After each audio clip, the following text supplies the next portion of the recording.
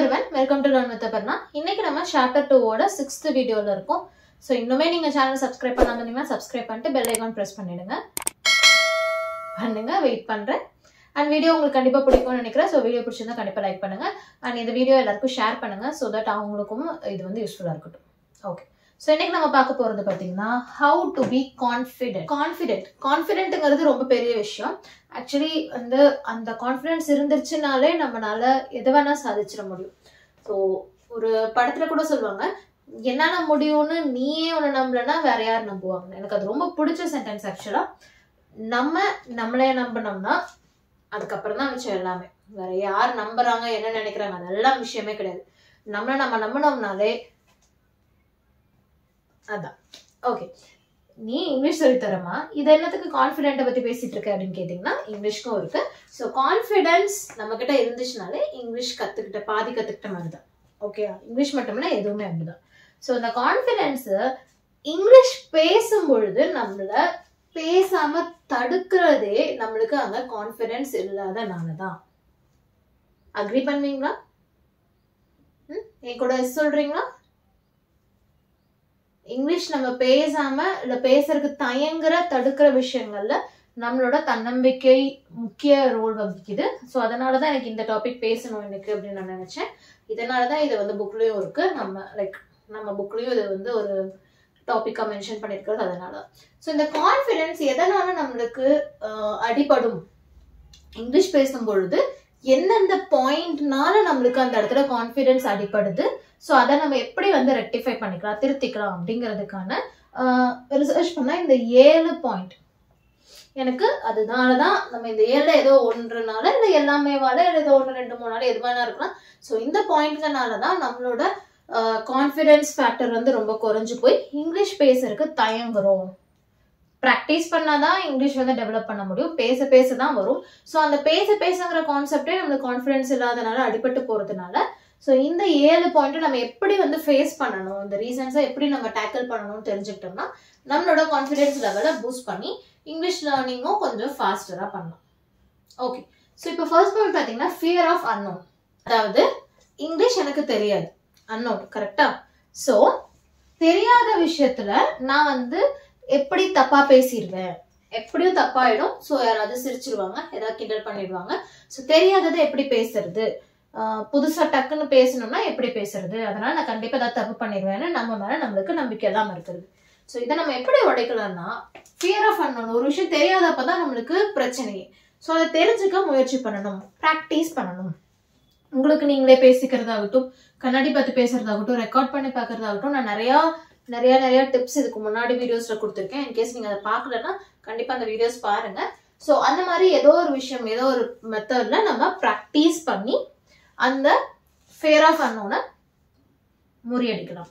அடுத்து கிரிட்டிசிசம்ங்கிறது என்னன்னா, ஸோ நீங்க பண்றத தவறுன்னு சொல்றதுக்கே ஒரு கூட்டம் இருக்கும். நீங்க நிஜமாவே தவறு பண்றதா இருக்கலாம், ஏன்னா நீங்க தவறு எதுவும் பண்ணாதவங்களா இருக்கலாம், எதுவா வேணா இருக்கலாம். நீங்க பண்றது தவறுன்னு சொல்றதுக்கு எப்பயுமே ஒரு கூட்டம் இருந்துகிட்டே இருக்கும். நம்மள கீழே இழுக்கிறதுக்கு எப்பயுமே ஒரு கூட்டம் இருக்கும், எல்லாருக்கிட்டுமே. நீங்க எவ்வளவு நல்லவரா இருக்கலாம், இல்ல எவ்வளவு கெட்டவரா இருக்கலாம், புனிதமா இருக்கலாம், மோசமா இருக்கலாம், எப்படி வேணா இருக்கலாம். பட் நம்ம எது பண்ணினாலுமே அதுல ஒரு குறை கண்டுபிடிச்சு அதை தப்புன்னு சொல்றதுக்கு நிறைய பேர் நம்மளை சுத்தி இருந்துட்டே இருப்பாங்க. ஸோ அதுதான் கிரிட்டிசிசம். நம்ம எது பண்ணாலும் அதுல ஒரு குறை சொல்றது, அதை தப்புன்னு சொல்றதுதான் கிரிட்டிசிசம். அதுக்கு நம்ம பயந்துகிட்டு நம்ம அப்படி ஏதாவது கிரிட்டிசைஸ் பண்ணிடுவாங்களோ, நம்மள குறை சொல்லிடுவாங்களோ, குற்றம் கண்டுபிடிச்சிருவாங்களோன்னு சொல்லியே நம்ம இங்கிலீஷ்ல பேசுறத தவிர்ப்போம். பட் நான் என்ன சொல்றேன்னா, அவங்க என்ன சொல்றாங்கன்னு காது கொடுத்து கேளுங்க. அவங்க நிஜமாவே அவங்க சொல்றதுல ஏதோ ஒரு பாயிண்ட் இருக்கு அப்படின்னா அதுல இருந்து கத்துக்கோங்க.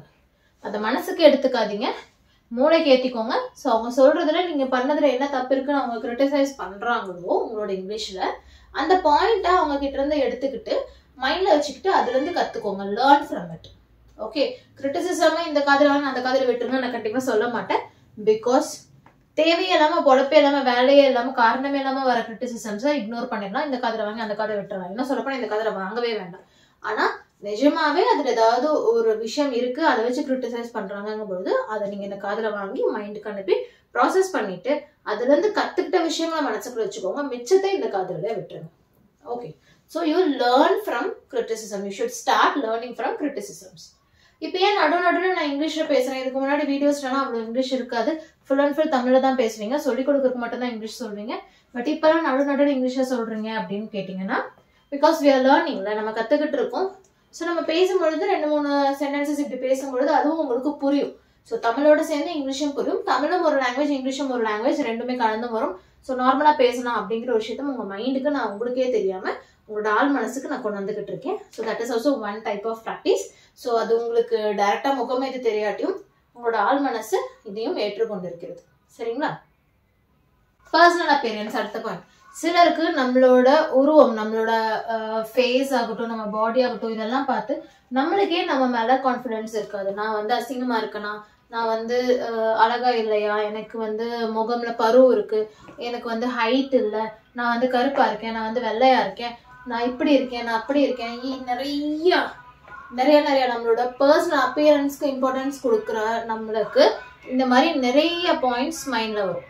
அதை வச்சு நம்மளை வந்து குறைவா மதிப்பிட்டு, நம்மளை குறைவா நினைச்சுக்கிட்டு, அவங்கள மாதிரி நம்மளே, இவங்கள மாதிரி நம்மளே, ஐயோ அவங்க ஸ்கின் எவ்வளவு சூப்பரா இருக்கு, அவங்க ஹேர் எவ்வளவு சூப்பரா இருக்கு, ஐயோ அவங்க பார்க்க எவ்வளவு அழகா இருக்காங்க, நம்ம ஏன் இப்படி இல்லை, இந்த மாதிரி நிறைய விஷயங்கள் நம்ம மைண்டை போட்டு அப்படியே அடைச்சுக்கிட்டு it would be a messing mind. இந்த மாதிரி நிறைய விஷயங்கள் இருக்கும். ஸோ அதெல்லாம் வரும்பொழுது அதனால நம்ம இப்படி இருக்க இவனுக்கு இங்கிலீஷா, இப்படி இருக்கான் இவனுக்கு இங்கிலீஷா, இவனே இப்படி இருக்கான், இவன் இங்கிலீஷால தப்பு தப்பா பேசுறான், இவனுக்கு இங்கிலீஷ்லாம் பேசுறேன்னு யாரு கேட்டாங்க, இந்த மாதிரி நிறைய விஷயங்கள் நம்ம காதுபட கேட்டிருக்கோம். இதெல்லாம் சினிமால தான் வரும். இந்த மாதிரி நிஜமா இருக்கானா, நிஜமா இருந்திருக்கு. இதை வந்து ஃபேஸ் பண்ணிட்டு இருக்கவங்க நிறைய பேர் இப்பவும் இருக்காங்க. என்னோட ஸ்டூடெண்ட்ஸ் எல்லாம் வந்து ஈவன் துபாயில இருந்து, சவுதியில இருந்து என்னோட ஸ்டூடெண்ட்ஸ் 1-on-1 கிளாஸஸ் அட்டென்ட் பண்ணும்போது அவங்க சொல்ற நிறைய விஷயங்கள், எனக்கு பேட்ச் வேண்டாம் அப்படிங்கிறது டைமிங் விஷயத்தினால பேட்ச் கிளாஸஸ் ஒன்று, இன்னொன்னு என்னால வந்து இன்னொருத்தர் ஏதாவது சொல்லிடுவாங்களோங்கிற அந்த தாட் வந்து வெளியே வரவே முடியல, அதனால எனக்கு தனியா கத்துக்கிறது தான் பெட்டர் அப்படிங்கிற மைண்ட்ல இருக்கவங்களும் என்கிட்ட 1-on-1 கிளாஸஸ் ஜாயின் பண்ணிட்டு இருக்காங்க. இப்போ கூட ஒரு 4 பேட்ச் இந்த மாதிரி 4 1-on-1 கிளாஸஸ் போயிட்டு இருக்கு. பிகாஸ் டைம் கன்ஸ்ட்ரெயின்ட் இல்லைங்களா, அதனால அவ்வளோ அதுக்கு மேலே எடுக்க முடியாது ஒரு மாசத்துக்கும் போது. ஸோ அவங்களுக்கு ஃபர்ஸ்ட் நான் ஒர்க் பண்றது டுவர்ட்ஸ் திஸ் தான், அதுக்கப்புறம் தான் நம்ம இங்கிலீஷே பண்ணுவோம். ஸோ இந்த மாதிரி தாட்ஸ் இருக்கவங்க நம்ம ஞாபகம் வச்சுக்க வேண்டியது, நம்ம மாடல்ஸ் கிடையாது. We are not models. We all are beautiful in our own way.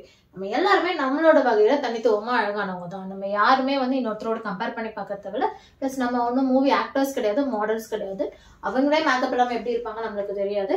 And எத்தனையோ கோடி மக்கள் இருக்காங்க, அதுல கொஞ்சம் பேர் தான் வந்து மாடல்ஸ் ஆகுறாங்க. தட் இஸ் பிகாஸ் இந்த சொசைட்டி அழகுக்குன்னு ஒரு ஸ்டாண்டர்ட் வச்சிருக்கு, அதை வச்சு அவங்க கம்பேர் பண்ணி பார்த்தா அவங்க மாடல்ஸ் ஆகுறாங்க. பட் அதெல்லாம் நம்மளுக்கு தேவையில்லாத விஷயங்கள்.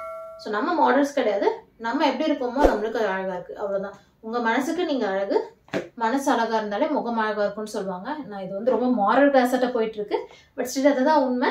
ஸோ நம்ம மாடல்ஸ் கிடையாது. ஸோ இப்படி இருக்கவங்க தான் இங்கிலீஷ் பேசணும், அப்படி இருக்கவங்க இங்கிலீஷ் பேசணும், அந்த மாதிரி எதுவுமே கிடையாது. ஜஸ்ட் சில். ஓகே. அடுத்து லேக் ஆஃப் நாலேஜ். இது வந்து ரொம்ப வேலிடான ஒரு பாயிண்ட். நம்மளுக்கு அந்த விஷயம் தெரியாது, அதுக்கான அறிவு இல்லை. ஒரு டாபிக் பத்தி இங்கிலீஷ்ல பேச சொல்றாங்க, எனக்கு அந்த டாபிக் தெரியாது, நாலேஜ் எனக்கு இல்லை அப்படிங்கிறதுனால நான் பேச தயங்குறேன், அதனால எனக்கு கான்ஃபிடன்ஸ் போகுதுன்னா இது வேலிட் பாயிண்ட். ஸோ அப்போ நம்ம என்ன பண்ணணும்னா அதை கற்றுக்கணும். So you learn it, research பண்ணுங்க, அதை கற்றுக்கோங்க. ஸோ கற்றுக்கிட்டு அடுத்த தடவை பேசணும் பொழுது அதுக்காக தயங்க வேண்டாம், பிகாஸ் ஏற்கனவே உங்களுக்கு அதோட விஷயங்கள் தெரியும். ஓகேங்களா? அடுத்து அன்பிரிப்பேர்ட். ஸோ நம்ம ஏதாவது ஒரு இடத்துல சடனாக நம்மளுக்கு கிளாஸ்ல நம்ம எல்லாருமே வந்து ரொம்ப நல்லா படிக்கிற ஸ்டூடெண்ட்டாக இருக்கலாம், நல்லா கவனிக்கிறவங்களா இருக்கலாம், எக்ஸாம்ல சூப்பராக பண்ணுறவங்களா இருக்கலாம். ஆனால் திடீர்னு ஒரு அன்அனௌன்ஸ் டெஸ்ட் வைக்கும்போது நம்மளுக்கு ஆட்டோமேட்டிக்காக அந்த பதட்டம் வந்துடும்.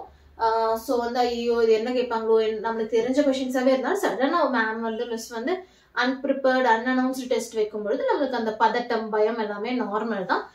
ஸோ அதுதான் இங்கிலீஷ். சடனாக நம்ம ப்ரிப்பேர் ஆகியே இருக்க மாட்டோம். அப்படிங்கும்பொழுது நம்ம திடீர்னு ஒருத்தவங்க கூப்பிட்டு நம்மளை பேச சொல்றாங்க, இல்லை ஏதோ ஒன்று எழுத சொல்றாங்க, இல்லை ஏதோ ஒரு இடத்துல ஏதாவது பண்ண சொல்றாங்க, நம்ம ப்ரிப்பேர்டா இல்லை அப்படிங்கும் பொழுது நம்மளுக்கு கொஞ்சம் கான்ஃபிடன்ஸ் இருக்காது. கரெக்ட் தான். ஸோ அந்த இடத்துல நீங்க என்ன பண்ணலாம், ஒரு 5 நிமிஷம் 10 நிமிஷம் டைம் எடுத்து மைண்டை கொஞ்சம் ரிலாக்ஸ் பண்ணிட்டு உங்களை நீங்களே ப்ரிப்பேர் பண்ணிட்டு யூ கேன் டூ தட். இல்லைன்னா நம்ம இதுக்கு மேல ஒரு 2-3 நாள் கழிச்சு இன்னொரு வீடியோ வரும். அந்த வீடியோல பார்த்தீங்கன்னா நம்ம எப்படி வந்து எப்பயுமே ப்ரிப்பேர்டாகவே இருக்கிறதுக்கான ஒரு ஐடியா நான் அதில் கொடுத்துருக்கேன். ஸோ அந்த வீடியோ நீங்கள் மிஸ் பண்ணாமல் பாருங்க. அப்போ உங்களுக்கு இன்னும் கொஞ்சம் சடனாக எதுனாலும் ஃபேஸ் பண்ணுறதுக்கு எப்படி ப்ரிப்பேர்டாக இருக்கலாம் இங்கிலீஷில் அப்படிங்கும்போது அதுக்கான ஐடியாஸ் அங்கேருந்து நீங்கள் கிராஸ் பண்ணிக்கலாம். ஓகேங்களா? ஸோ அன்ப்ரிப்பேர்டாக இருக்கும்போது prepare your self first.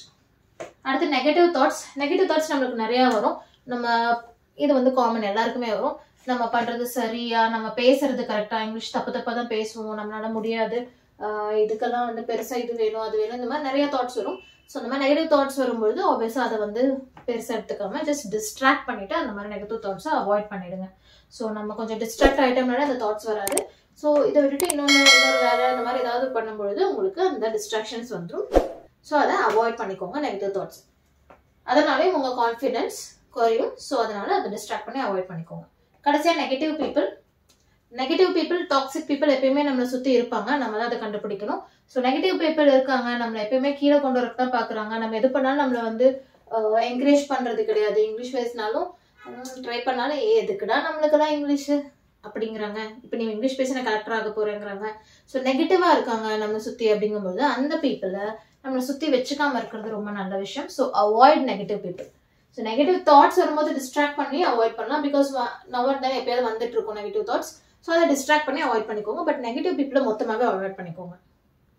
So இந்த 7 விஷயத்துக்கும் நான் சொன்னதை நீங்கள் ப்ராக்டிஸ் பண்ணீங்கனாலே அதை ஃபாலோ பண்ணீங்கனாலே உங்களோட கான்ஃபிடன்ஸ் லெவல் எப்பயுமே கொஞ்சம் ஹையர் லெவலில் இருக்கும்.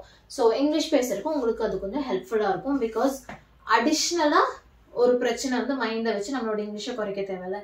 இங்கிலீஷ் கற்றுக்கிட்டு இருக்கோம் அந்த ப்ராசஸில். அப்போ நம்மளுக்கு கான்ஃபிடென்ஸ் இல்லைங்கும் போது அந்த ப்ராசஸ் எப்படியும் சக்சீட் ஆகாது. அதனால நம்ம first you have to be self confident. அதனால வச்சு தான் உங்களோட இங்கிலீஷ் டெவலப்மெண்ட்டும் இருக்கும்.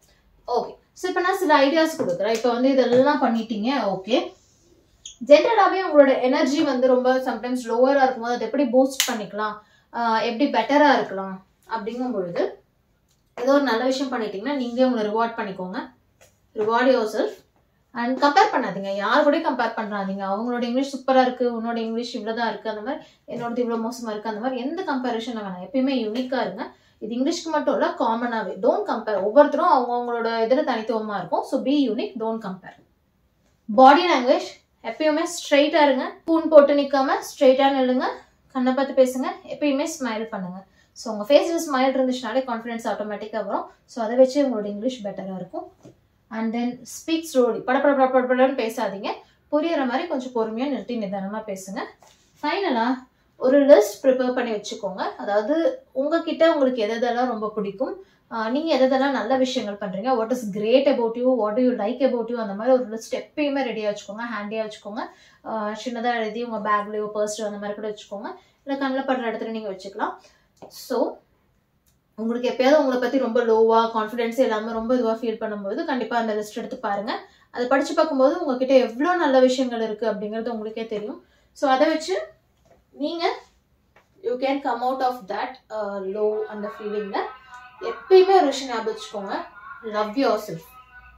Love yourself first. உங்களை நீங்கள் எப்படி இருக்கீங்களோ அதை அப்படியே ஏற்றுக்கோங்க. நீங்கள் அவ்வளோ மோசம்லாம் கிடையாது. You are doing very good. நல்ல விஷயங்கள் நல்ல இது பண்ணுறப்போ அதை பற்றி நினச்சி சந்தோஷப்படுங்க. உங்களை நினச்சி நீங்களே பெருமைப்படுங்க. Always love yourself. And ரொம்ப ரொம்ப ரொம்ப ரிப்பீட்டடாக நான் சொல்கிற ஒரு விஷயம், உங்களை ஜட்ஜ் பண்ண, உங்களை பற்றி தெரிஞ்சுக்க, உங்களை பற்றி புரிஞ்சுக்க உங்களை விட பெட்டரான பர்சன் யாருமே இந்த உலகத்தில் இல்லை. ஸோ எப்பயுமே வேற யாரோ ஒருத்தர் சொல்கிறத வச்சு உங்களோட மைண்ட் இது பண்ணாதீங்க. உங்களை ஜட்ஜ் பண்ணுறதுக்கு உங்களோட பெட்டரான பர்சன் யாருமே கிடையாது. நீங்கள் கடந்து வந்த பாதைகள் நீங்கள் தான் கடந்து வந்திருக்கீங்க. அதனால் அடுத்தவங்க சொல்கிறத கேட்டு இங்கிலீஷ் லேர்னிங் ப்ராசஸ் ஆகட்டும் இல்லை எதுவாகட்டும் பாதியிட விடுறதோ இது பண்ணாமல் விடுறதோ விடாதீங்க. So keep practising and be confident. Stay confident. Keep smiling. The world is yours. இது இங்கிலீஷ் கிளாஸை விட more of moral motivation class மாதிரி ஆயிடுச்சு. பட் அது இன்பில்ட் ஒன்றும் பண்ண முடியாது. பட் இது வந்து கண்டிப்பாக உங்கள் இங்கிலீஷ்க்கு ஹெல்ப்ஃபுல்லாக தான் இருக்கும். நீங்கள் வந்து இந்த ஸ்டெப்ஸ் எல்லாம் ஃபாலோ பண்ணி பாருங்கள். உங்களோட இங்கிலீஷ் லேர்னிங் ஜேர்னியோட லிங்க் பண்ணி பாருங்கள். அண்ட் வீடியோ பிடிச்சிருந்தா கண்டிப்பாக லைக் பண்ணுங்கள். கண்டிப்பாக சேனல் சப்ஸ்கிரைப் பண்ணிட்டு பெல் ஐகான் ப்ரெஸ் பண்ணுங்கள். எல்லாருக்கும் இந்த வீடியோ ஷேர் பண்ணுங்கள். நாமளும் வளருவோம், மற்றவங்களையும் வளர வைப்போம். ஓகே, பாய். தேங்க்யூ.